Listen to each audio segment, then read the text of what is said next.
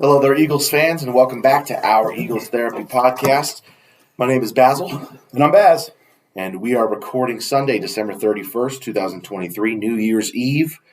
A little bit over an hour after the Eagles have lost. I just want to say, starting off, we try to be very family-friendly on this show, but if you do have kids in the room, I do suggest letting them maybe leave. We'll do our best, but this is going to be a hard one.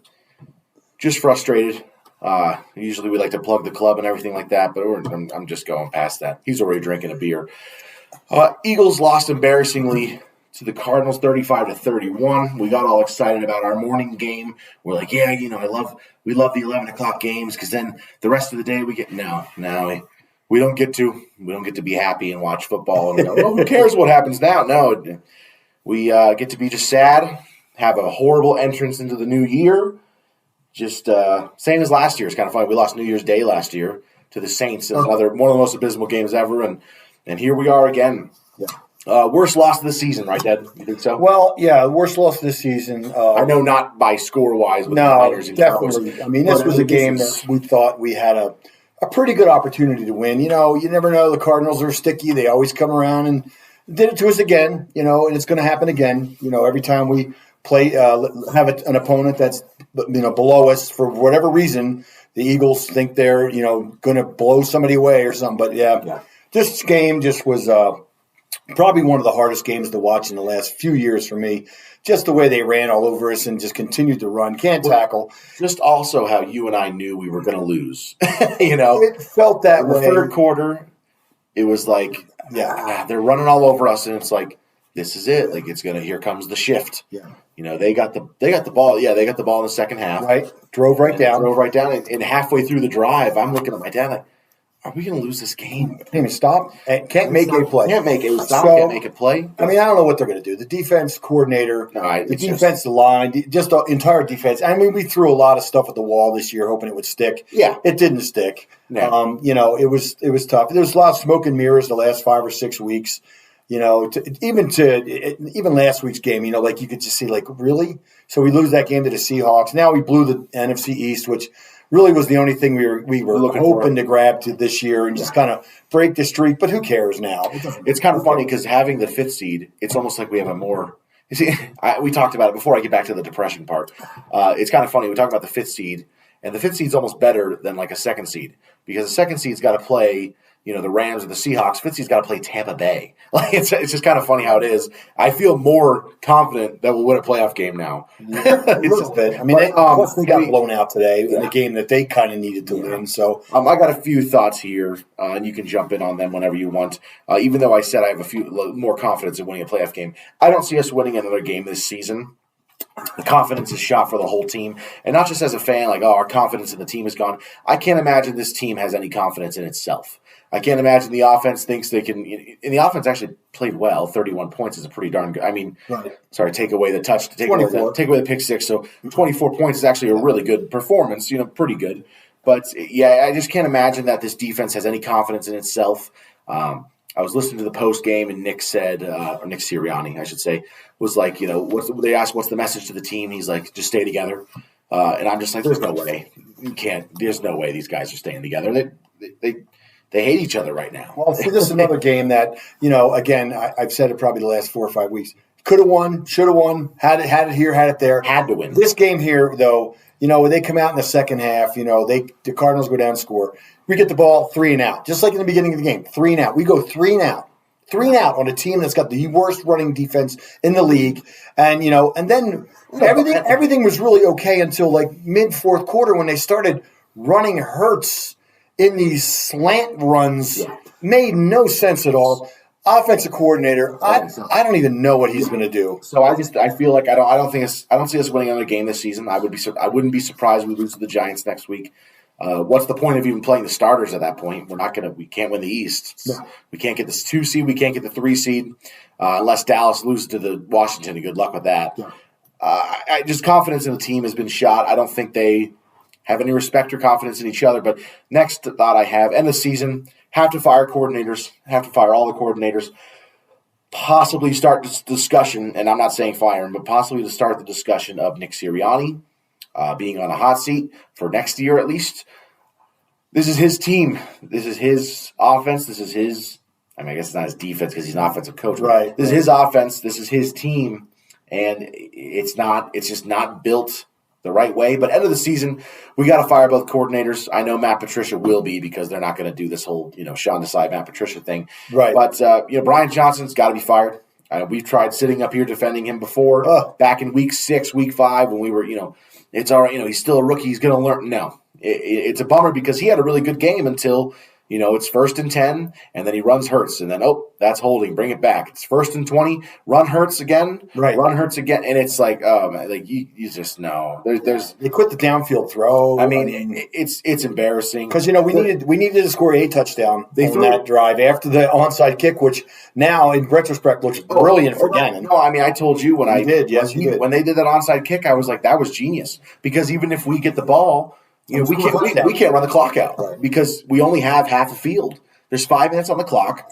If it's a 75-yard drive, that's one thing. You could run the clock out, but 50, we're only 45 yards away from a touchdown, like from the end zone. We can't run the clock out. That's a genius play by them. And it had to be a touchdown. But in the season, we got to fire both coordinators. Brian Johnson should have been fired probably 4 or 5 weeks ago. Just a bummer. Every year, here's my next top. Every year, it's funny. There's a team.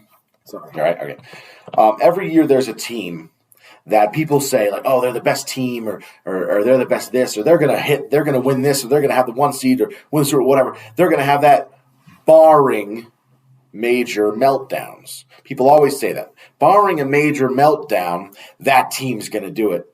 And we've reached the meltdown. The Eagles had a major meltdown. Now, I understand, like, in the last 5 games, we've won 1. We're 1-4 in our last 5. 2 of them, there's a lot of reasoning behind. We lost to the Niners. We lost to the Cowboys. They're both top 5 teams. They're both coming off extra rest when we played them. They were both, we had to travel to Dallas. Dallas was at home. But, they both, it made sense that we were losing those games. They're really good teams. There's reasonings behind it. There's a great team on the other. The Seahawks, they're a good team, but there's just no excuse to why we lost that game. Hal Bradbury was still in the game at the end of that and still is playing now. It blows my mind. The Giants game last week was terrible. I mean, it was one of those wins that we were like, okay, that's great. We'll see. If you watched the podcast last week, you knew we weren't happy about that. Right. And now here we are. I mean, this is a meltdown. This is a major meltdown. 10-1, they're 11-5. It's top. You know what? You're going to see it on the show in years to come. The top 10 meltdowns by a team. It's definitely going to be one of them. I mean, easily. We knew coming off the Super Bowl, teams usually don't do well the second year.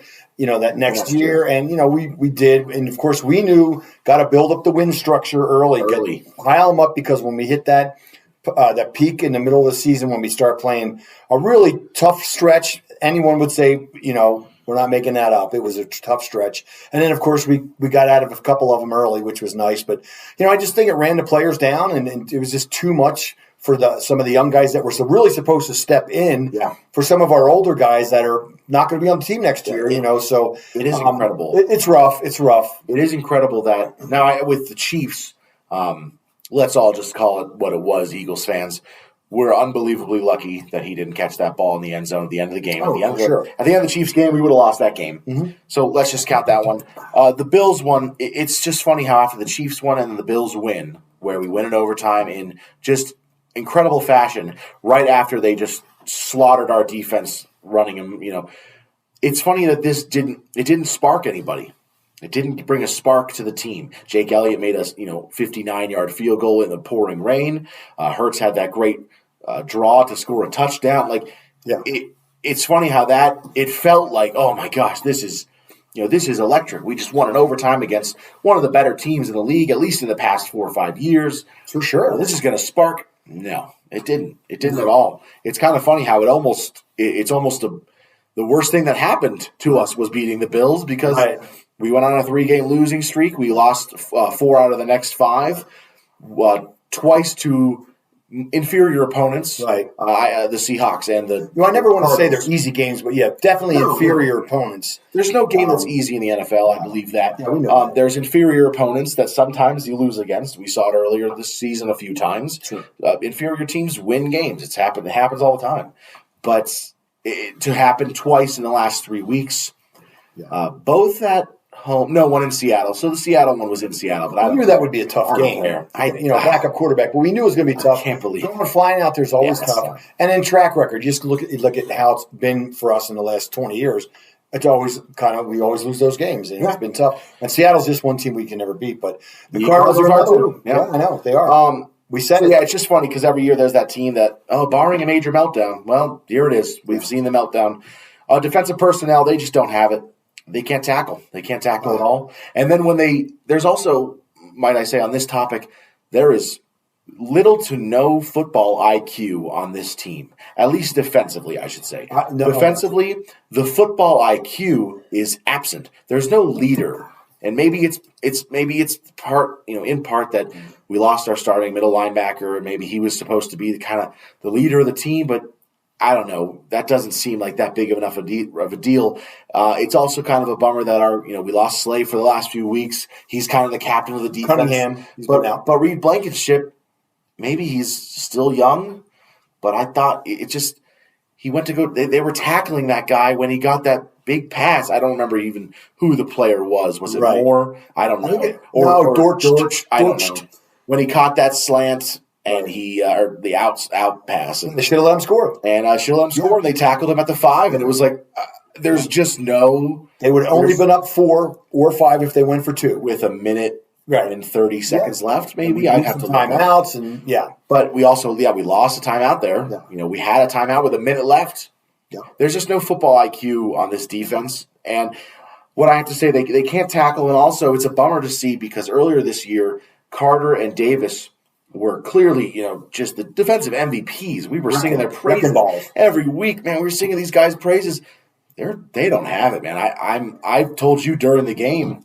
I mean, it's time to let Cox and Williams be the starters, and they still should be playing, but they can't stop the run. Substitutions can't stop the run at all. I mean, this dude Davis is 335 pounds, and he's getting pushed around. Now I know those guys are strong too, and they're big too, but it actually blows my mind that they were able to run all over us today because I'm just like.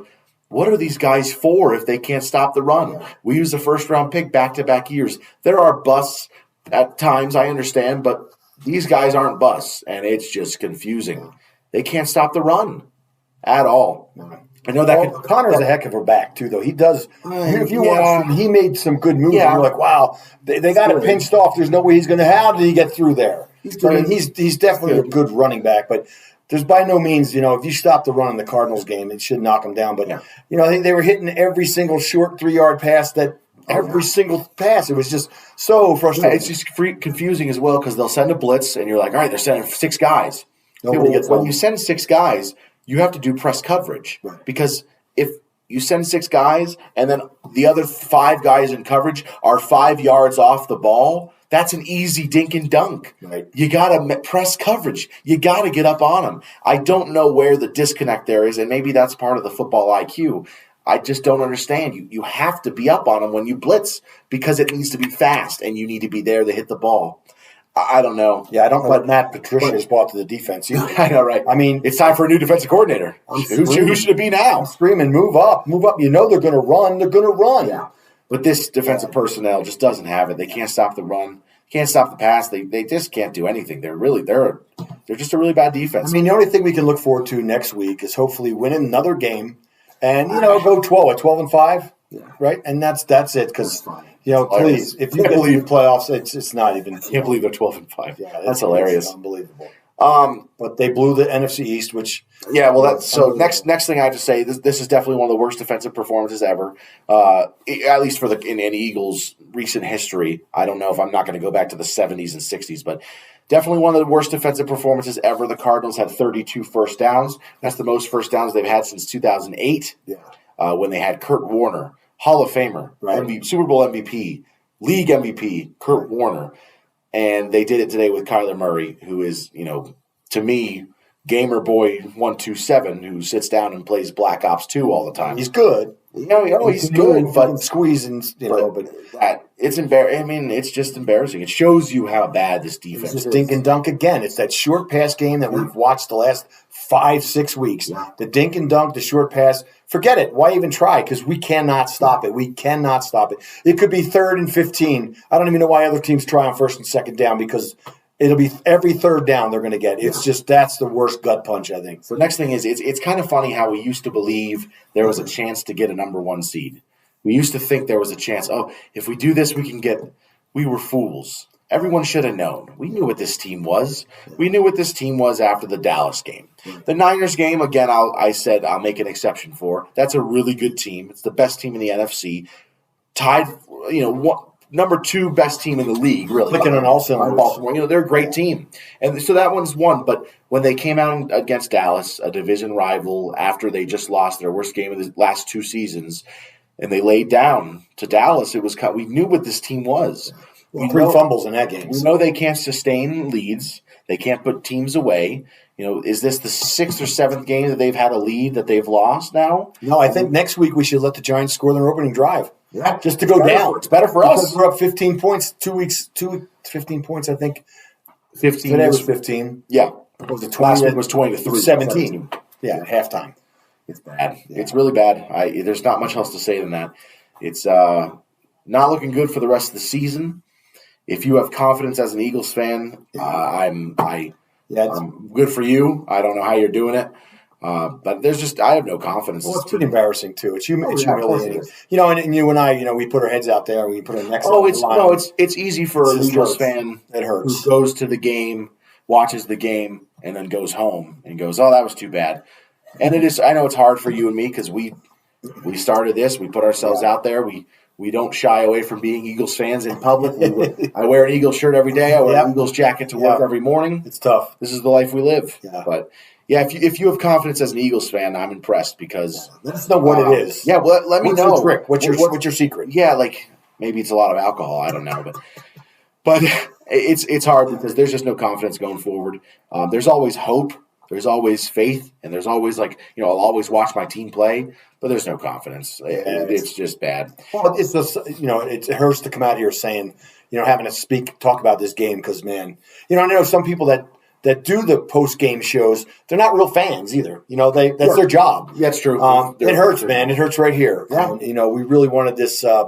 The NFC East, that's my next thing. Especially when the Niners lost to the Ravens last week, you thought, okay, we did have a shot to the number 1, but we were saying we don't want the number one. We need practice every week. we don't need a bye. We need to play every team we possibly. I think next week we should start Tanner McKee. I think we should just sit some linemen. I really feel that we should just see what we can play with and let the guys rest for the playoff game, and maybe they need that rest. Yeah. I'm talking, Davis and Carter and some of these young guys that just have played way too many snaps for their abilities for whatever. Because Sweat.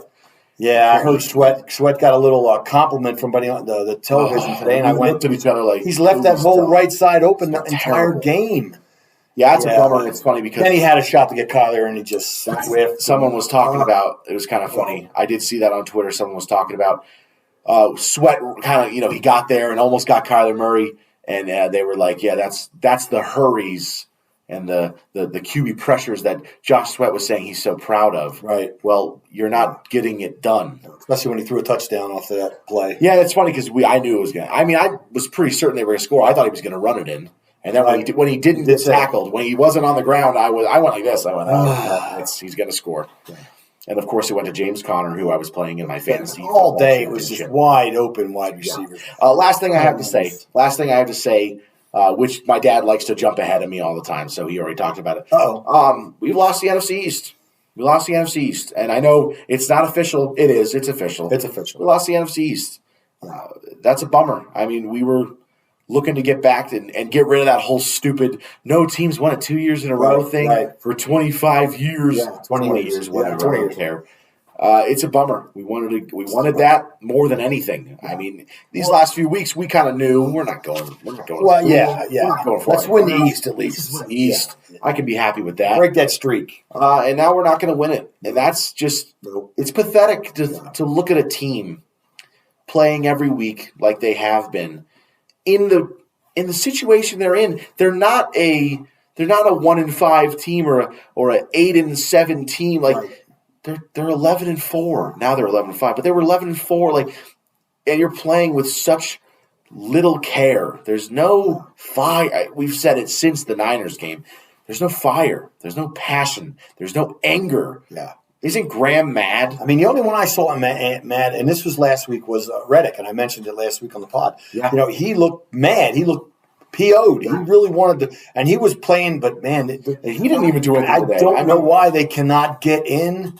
You know, they're not being held. They're just not getting in. They're not making the play, and it's just unbelievable because last year with all the sacks, and this year, they're not even close. This year, they're really not even close. If you ask me, I mean, there's a few plays I said, well, okay, they were close on that one, but for the most part, they're not even close. And that's the thing about sacks. Some years you get them, some years you don't. We always talked about the bounces. Back in 2015, 2016, Brandon Graham was he was an all-pro because they knew he was a great defensive end. He still is, but great defensive end, but he just wasn't able to get the sacks. The numbers just didn't come. He would get there and the ball would get away, or someone else would get there right before him, so they got the sack. And there's stuff like that. So that's what you think it is sometimes. You're like, oh, well, they're just not. The numbers just aren't there. They're not getting there. They're not finishing.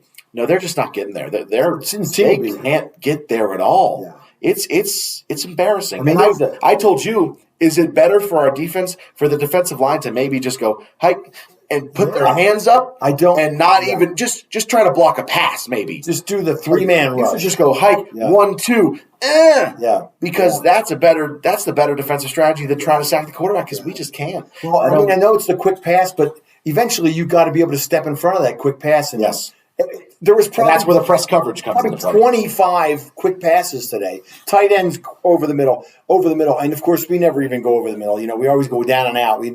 We for whatever reason leave the middle of the field. I hate the middle of the field. So fuck that either. But it's the old coordinator. He's just. I don't know where, he basically lost the game for us after that onside kick. We should have drove down, scored a touchdown, given them the ball back, said, hey, score a touchdown and win the game, maybe go for 2 and try. But we kick a field goal because we went backwards. Well, yeah, and it's like and it's funny how that's another thing this year that's been a lot of that. If we kick the field goal, we're going to lose this game. Yeah. That's how it felt with the Niners.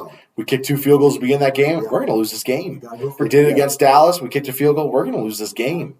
And that's how it was today. When we kicked that field goal, I was like, our defense is not going to – it's funny. Like, could stop anything. They're like, oh, we dare the offense to go down and score a touchdown. Dude, they're daring the defense to stop them. Yeah, it was bad. They think it's hilarious. Well, that's what Gannon did with the onside kick. Yeah. He said, I know you might score here, but we're going to go right down. And you cannot stop us at all. And it's true. And they didn't. It was unreal how predictable and pathetic it was. Well, predictable for the offense, but so bad on the defense, just couldn't make one. Like, it's funny how the offensive, like, the onside kick is what I'm trying to say. The onside kick, it was like we recovered it, and I was like, we're going to lose. Well, it's funny because I thought, okay, now we can go down. We had been moving the ball pretty well there. Yeah. Let's go down and score another touchdown and make it, let's run 35 to 20, whatever it was, 28, and see if they can score a touchdown and maybe go for 2 and maybe not go for 2. Well, that's what you thought, but Brian Johnson was like, how about we just run our quarterback 2 times? Just those runs were so bad.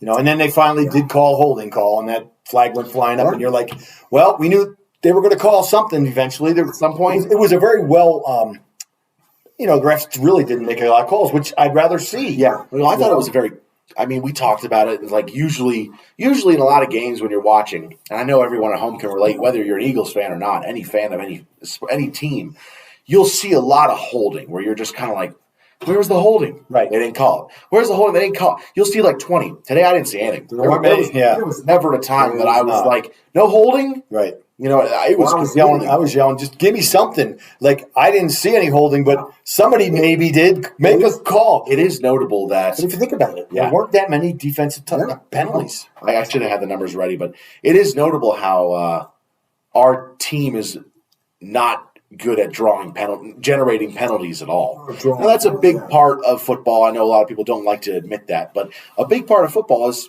having a team that knows how to generate penalties. They know how to generate, a holding or pass interference. And a lot of us on that throw into the end zone to Devontae, a lot of us were screaming, you got to come back to the ball. Then you would have got the call. Yes. And I know a lot of people were frustrated he didn't get the call. I hate that. But he turned around and he put his arm out. And that's what you're supposed to do. Is you got to come back and let the guy smash you over. Yeah. Then you'll get the call. That's the thing. That's like Quez last week or 2 weeks ago in Seattle. He didn't come back. Devontae this week. Yeah, this team doesn't know how to generate penalties. They don't know how to generate penalties. But even then, it's like you got to know to come back to the ball. Don't just dive with one hand and try and catch it. If you come back to the ball, you've seen it. And I, of course, I always hate those calls. But when they make the call, I look at you and I say, it's pass interference. The quarterback threw it 10 yards short, but the guy came back to the ball, and you ran into him because you weren't looking. So, it's just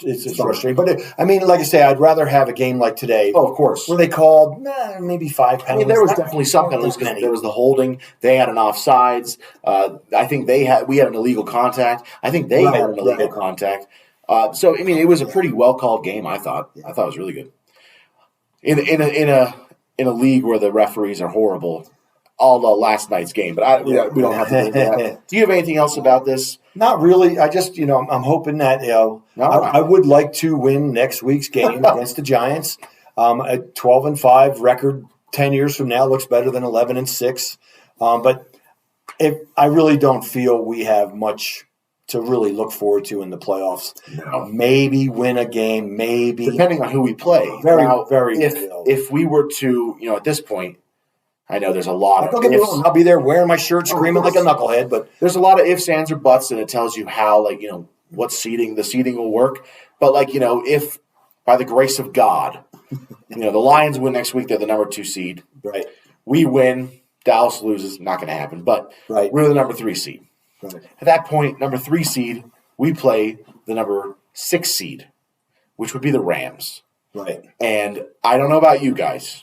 Yeah. I know we beat them earlier this year. Yeah. We are not beating them again. We beat them pretty good then, too. We are not beating them again. Not if our defense does exactly what it did today. Now, say the most incredible thing happens. Right. Say we win. Okay. Lions lose, and Dallas loses. We're the number 2 seed. Right. I don't think we're going to beat Seattle now. Right. And before this game, I would have said if we played Seattle again, we would beat them. Because they're going to be mad. They're going to be angry.